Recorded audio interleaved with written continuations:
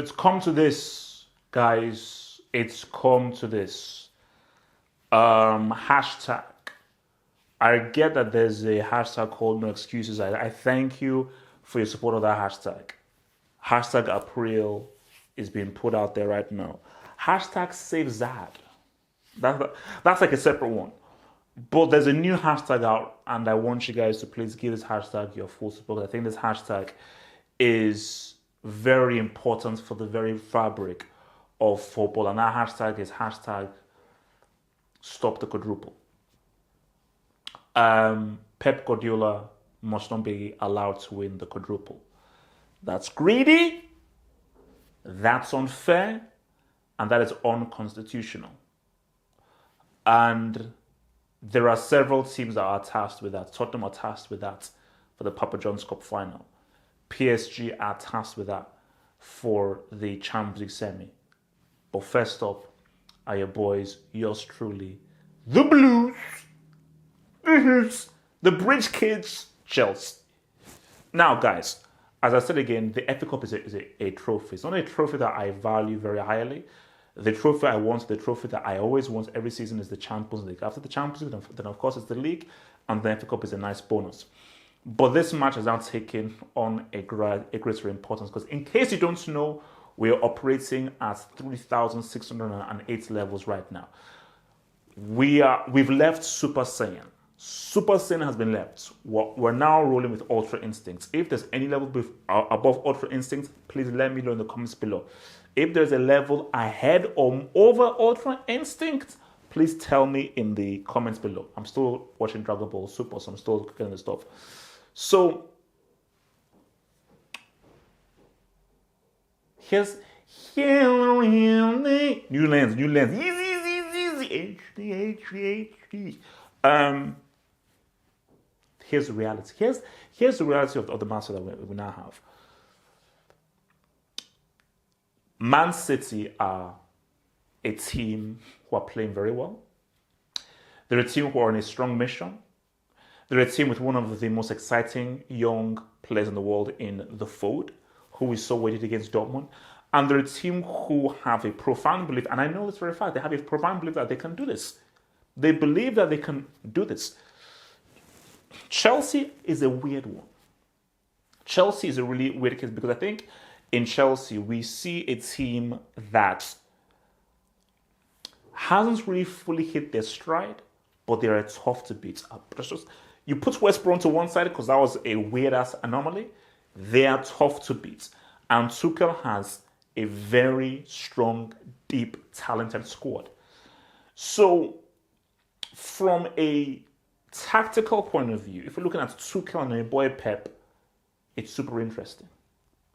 It's super intriguing. Because these are two tacticians. These are guys that love to experiment with formation, with positions, and so forth. So it's going to be interesting to see what Tuchel does with Pep and what Pep does with Tuchel. I think that for Pep and for Man City, he will know that, okay, we're most likely going to go up against a back three. So therefore, we're going to have to be even more clever in the way that we move the ball around. Our movement has to be even much more disguised and much more cunning. Because playing a false nine, going in without a recognized strike against a back three, specifically this back three of Chelsea, City are going to have to be very, very crafty in it, and I think it's going to be very difficult for them to break down Chelsea in the way that they play that isn't direct and involves a lot of passing and movement of the ball. So we'll see how that works for your City boys and how Chelsea deal with that. Because again, we saw what happened to Frank Homeboy. He got delivered. He got delivered by your boy Tuchel. He got delivered by he got delivered by your boy Pep. Pep gave birth to him. Hopefully not expect that for your boy Tuchel. So where Chelsea are concerned, you're a complicated boy right now. Chelsea can afford to lose this game. I will not accept anything but a dub and a W. And we could potentially pop bottles.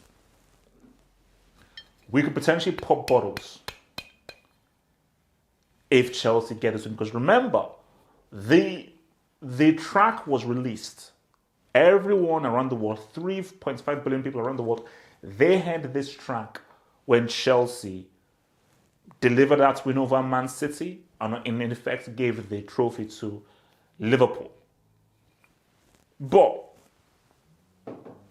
that was last year. That was in the past, and we're now dealing in the present right now. And I know I want this Champions League. I want this Premier League. But what I want almost as much is for Pep to be stopped. I don't want Pep to win the quadruple. People can say, Harp, that's been very unprofessional, that's been harsh. You should be objective. I say I'm a human being. I'm not a robot.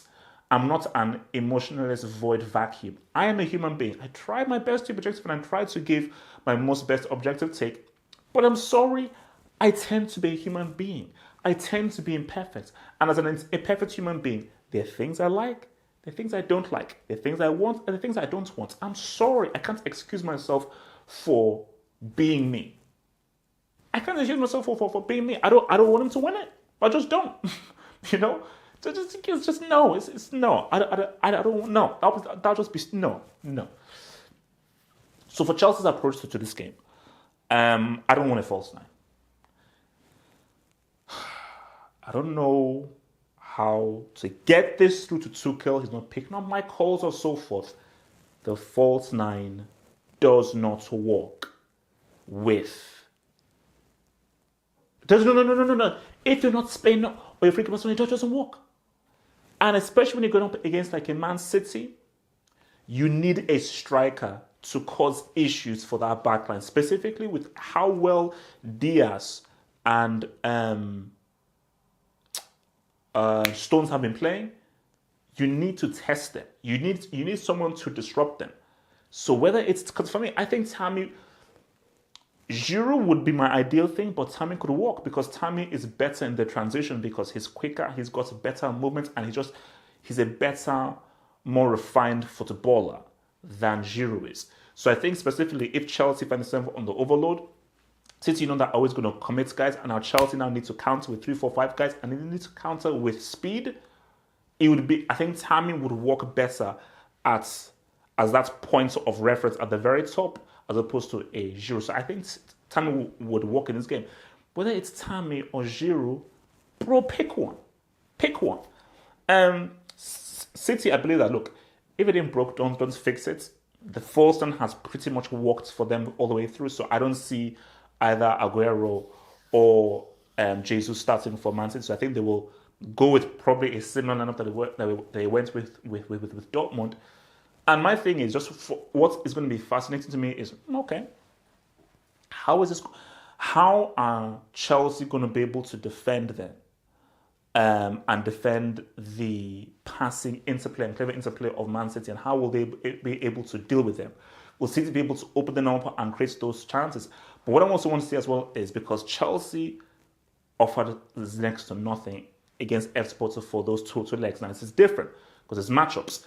FC Porto, I think, are a much more defensive team than City, who are a team that they press well. They're very effective at pressing, but they don't sit back as much as an FC Porto do, and I don't think they're as physical and resolute defensively as a Porto are. So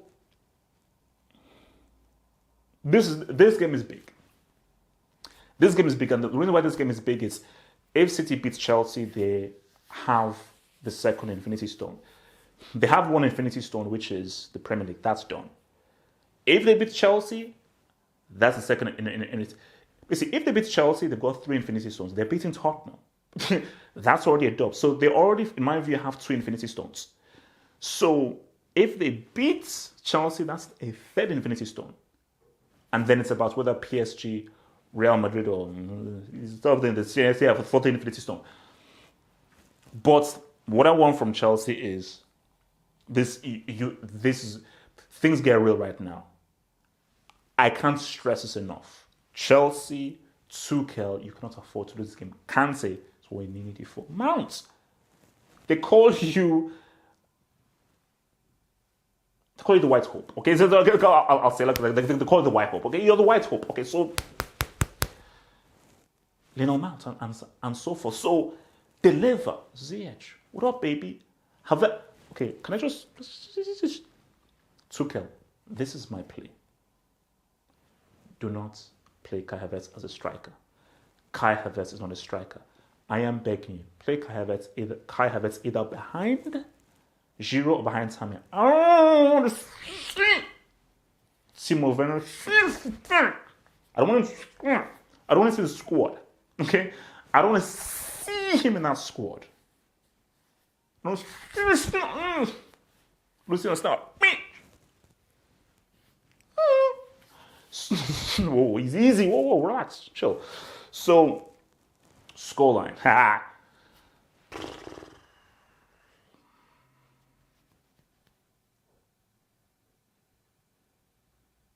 It's one of those times I wish I was wrong.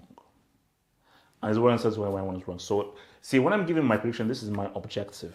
Not my subjective, it's my objective. My subjective is Chelsea win 5-1. That's my subjective. My objective is this. I believe Tuchel is going to go with the false 9. I think the false 9 is going to be super ineffective against Man City, who will deal very well with that false 9. And I see City taking this game. Now, this could go to penalties.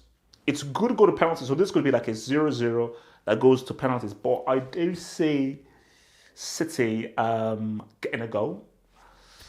And if they do, I'm not sure whether Chelsea will be able to get the equaliser. So I fear we're going to see a Man City 1-0 win over the mighty Chelsea Football Club.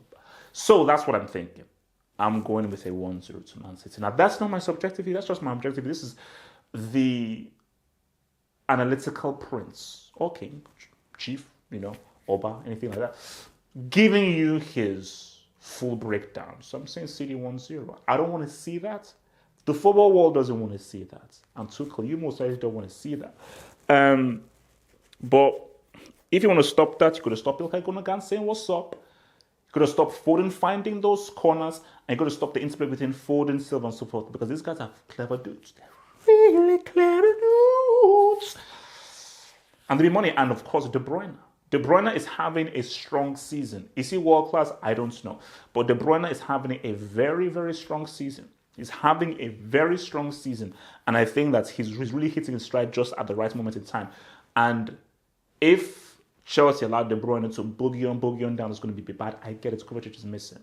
That is it. I've not even fully taken stock of how bad that's missing, specifically with the kind of games coming up through. But I'll deal with that at a separate stage. So if Kovacic is missing, we're with Jorginho and Kante. Jorginho, I am begging you.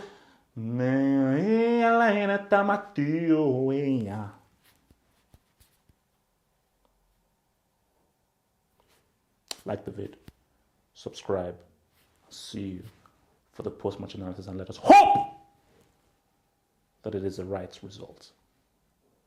Become a Patreon member. Get access to my blog, get access to exclusive videos, and also get access to the podcast, to the Saturday and the Sunday hangouts. Head over to patreon.com/halfup to gain all these goodies while also supporting your boy HH.